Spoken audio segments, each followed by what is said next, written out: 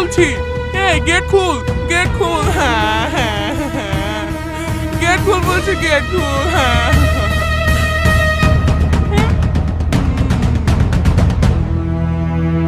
কি হলো, বাড়ির জন্য মন খারাপ করছে বুঝি? একদম আমাকে ছবি না, আমার গায়ে হাত দিলে তোর হাত মুচড়ে ভেঙে দিব। ইয়ে কি করছো শাবানা? আমি যে তোমার স্বামী। স্বামী? কে স্বামী? কার স্বামী? আমি তোকে চিনিনি। আমার গায়ে যদি একবার হাত দেওয়ার চেষ্টা করেছিস, তোকে আমি আজকে এইখানে গলা টিপে মেরে ফেলবো।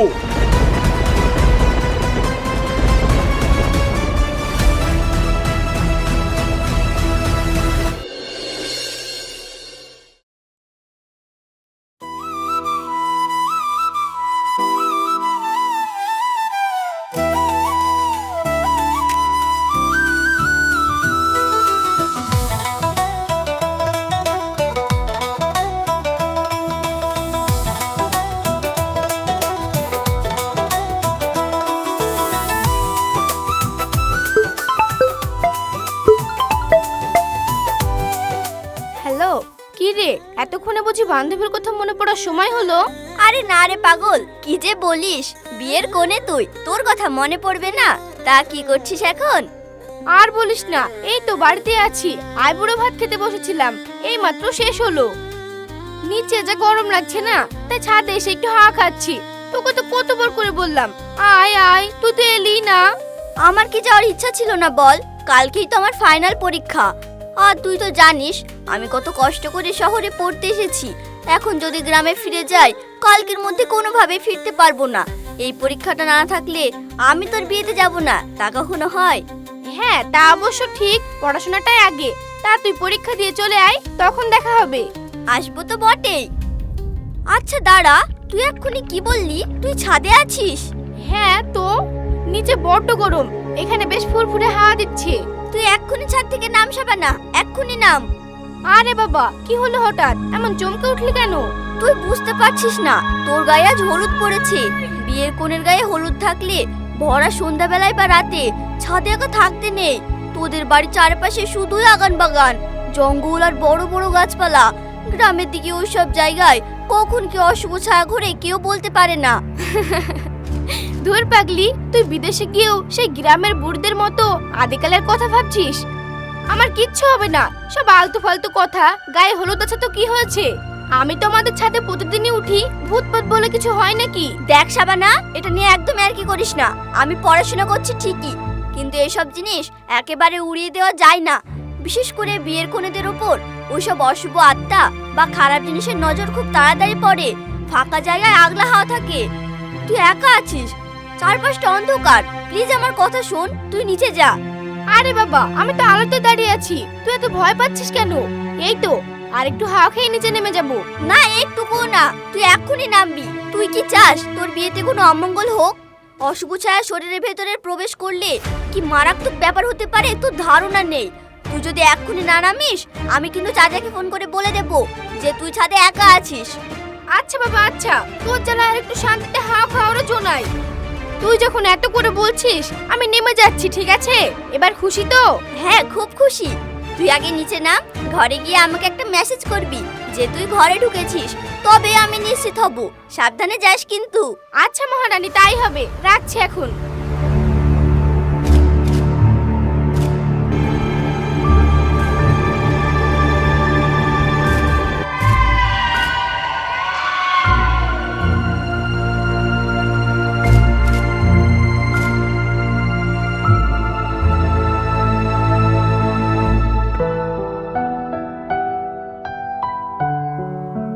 কি রে মা শাবানা, তুই কোথায় গিয়েছিলি বলতো? আমি সেই কখন থেকে তোকে খুঁজে বেড়াচ্ছি। বাড়িতে এত মেহমান, আর তুই হুট করে কোথায় চলে গেছিলি? কি হলো রে মা, কথা বলছিস না কেন? তোর শরীর কি খারাপ লাগছে নাকি? কি রে, বোবা হয়ে গেছিস নাকি? আমি তোকে জিজ্ঞাসা করছি কোথায় গিয়েছিলি, তুই শুনতে পাচ্ছিস না? উপরে গিয়েছিলাম হাওয়া খেতে, এত খোঁজার কি আছে? তুই তুই এভাবে কথা বলছিস কেন রে মা? কি হয়েছে তোর? যা, তুই তোর নিজের ঘরে গিয়ে ঘুমো, কালকে তোর বিয়ে, এইভাবে মন খারাপ করে থাকলে হয়? যা গিয়ে ঘুমিয়ে পড়।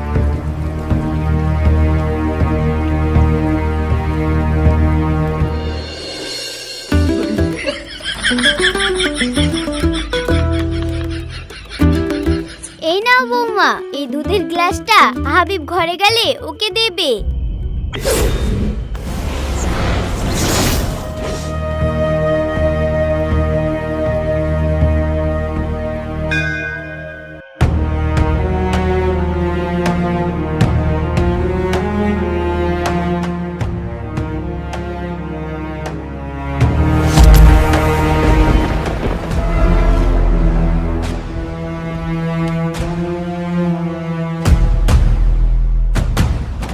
কি হলো শাবানা, এইভাবে বসে আছো কেন? সারাদিন তো ধকল গেল, এবার একটু শুয়ে পড়ো। কি হলো, বাড়ির জন্য মন খারাপ করছে বুঝি? একদম আমাকে ছবি না, আমার গায়ে হাত দিলে তোর হাত মুচড়ে ভেঙে দিব। ইয়ে কি করছো শাবানা? আমি যে তোমার স্বামী। স্বামী? কে স্বামী? কার স্বামী? আমি তোকে চিনিনি। আমার গায়ে যদি একবার হাত দেওয়ার চেষ্টা করেছিস, তোকে আমি আজকে এইখানে গলা টিপে মেরে ফেলবো।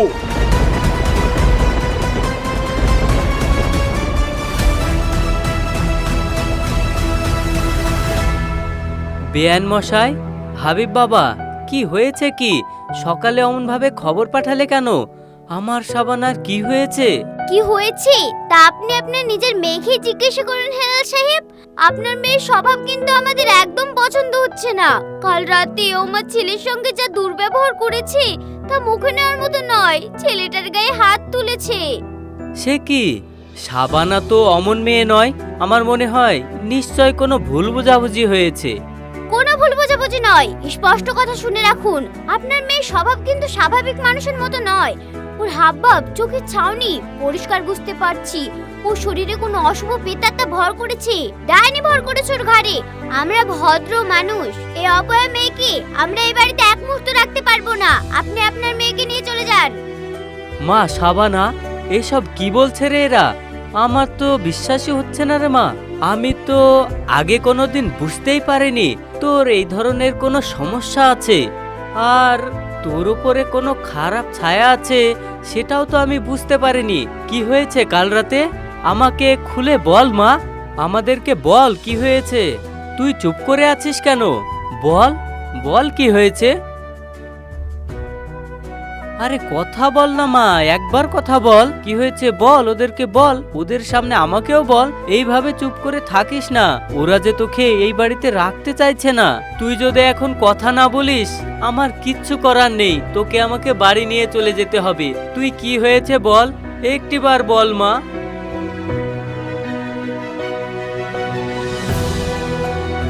বেয়ান মশাই, আমাকে ক্ষমা করে দিন। আমার মেয়েটার যে কি হয়েছে আমি বুঝতেই পারছি না। তবে আপনারা যখন ওকে এই বাড়িতে রাখতে চাইছেন না, তাহলে আমি আমার মেয়েকে নিয়ে যাচ্ছি। চল মা, চল বাড়ি চল।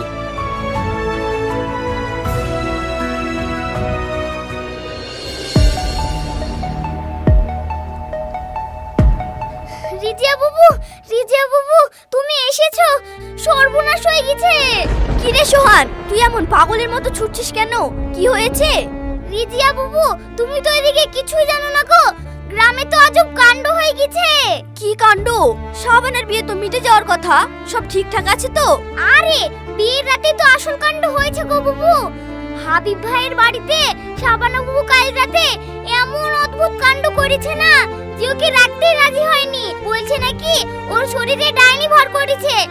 তাই হিলাল চাচা শাবানা বুবুকে কালকে শ্বশুর বাড়ি থেকে নিজের বাড়িতে এনেছে। সর্বনাশ! তারপর শাবানা এখন কোথায় আছে? ও এখন ওদের বাড়িতে আছে। আমি জানতাম এমন কিছু একটাই হবে। ওই দিন গায়ে হলুদের রাতে আমি ওকে কতবার বললাম ছাদ থেকে নিচে নেমে যেতে, শুনলই না আমার কথা। নিঘাত কোনো অশুভ ছায়া ও শরীরে ভর করেছে। সোহান, চল তোমার সাথে ওদের বাড়িতে।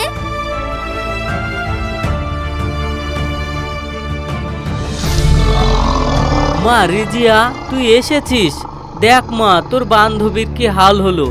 ওর শাশুড়ি বলল মেয়ের গায়ে নাকি অশুভ কিছু আছে, তাই আমি এই অপমান সহ্য করতে না পেরে ওখান থেকে নিয়ে চলে এসেছি।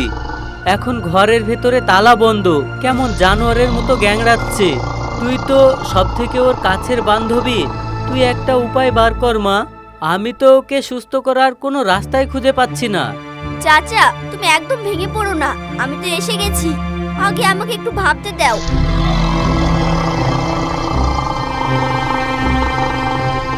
চাচা, তুমি একদম চিন্তা করো না, আমার একজনের সঙ্গে খুব ভালো পরিচয় আছে, সেই সব ব্যাপারে একেবারে উস্তাদ।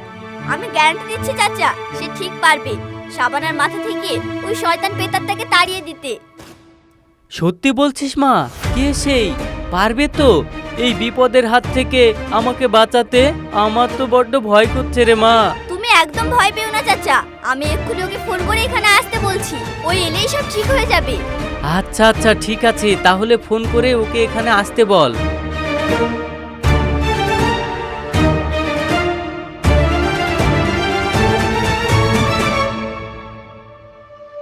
হ্যালো ডাবলু, শোনো, কোনো কথা বলবে না, তুমি এক্ষুনি আমাদের গ্রামে এসো তো, আমার এক বান্ধবীর খুব বিপদ।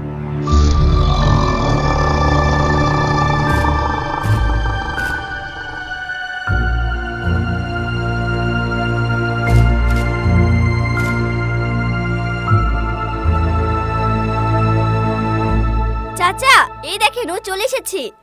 এ হলো ডাবলু, আমার খুব ভালো বন্ধু। আর ডাবলু, ইনি হলেন হেলাল চাচা, শাবানার বাবা। চাচা, রিজি আমাকে ফোনে সব বলিছে, আপনি একদম ঘাবড়াবেন না, আমি চলে এসেছি, সব ঠিক হয়ে যাবে। তা পেশেন্ট এখন কোথায় আছে? এই দেখো বাপ, এই ঘরটাতেই আছে। আমি ওকে তালা বন্ধ করে রেখে দিয়েছি। এই দেখো, এই দেখো চাবি।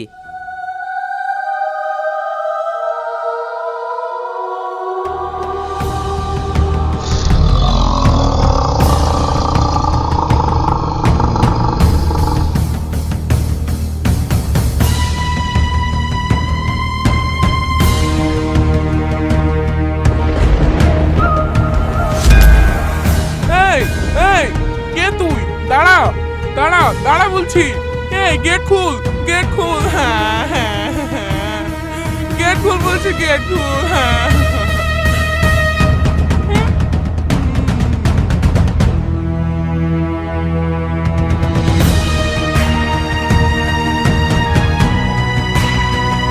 চাচা, একটু এদিকে আসেন তো, আপনার সঙ্গে একটা গোপন কথা আছে।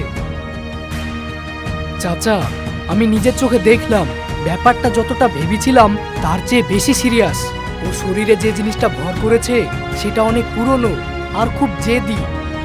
তবে আপনি টেনশন নেবেন না, ওকে আমি তাড়াবই। আমাকে কয়েকটা বিশেষ জিনিস জোগাড় করে এনে দিতে হবে, আর কাউকে কিছু জানানো যাবে না, কাজটা খুবই সাবধানে করতে হবে। আচ্ছা আচ্ছা ঠিক আছে বাবা, ঠিক আছে। তোমার তোমার যা ইচ্ছা তুমি তাই করো, যেভাবেই হোক আমার মেয়ের শরীর থেকে ওই পেতাত্তাটাকে তোমাকে তাড়াতেই হবে, না হলে যে আমার মেয়েটা দিন দিন অসুস্থ হয়ে মারা যাবে। চাচা, আপনি ঘাবড়াবেন না, সব ঠিক হয়ে যাবে, আমি চলে এসেছি। এই সোহান, তুই এক কাজ কর, উনি যেখানে যাবে সেখানে তুই ওর সঙ্গে সঙ্গে যাবি, ঠিক আছে? আচ্ছা ঠিক আছে চাচা, আমি ওনার সঙ্গে সঙ্গেই থাকবো।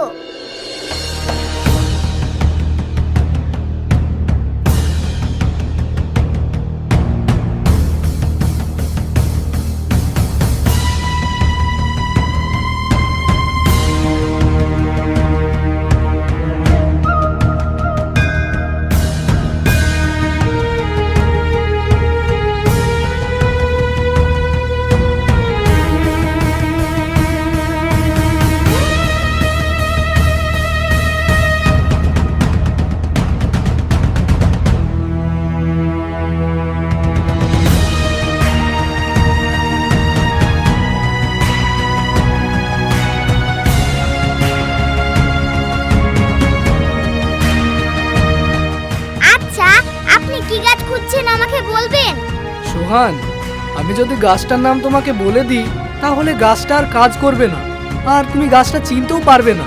চলো একটু সামনে এগিয়ে গিয়ে দেখি।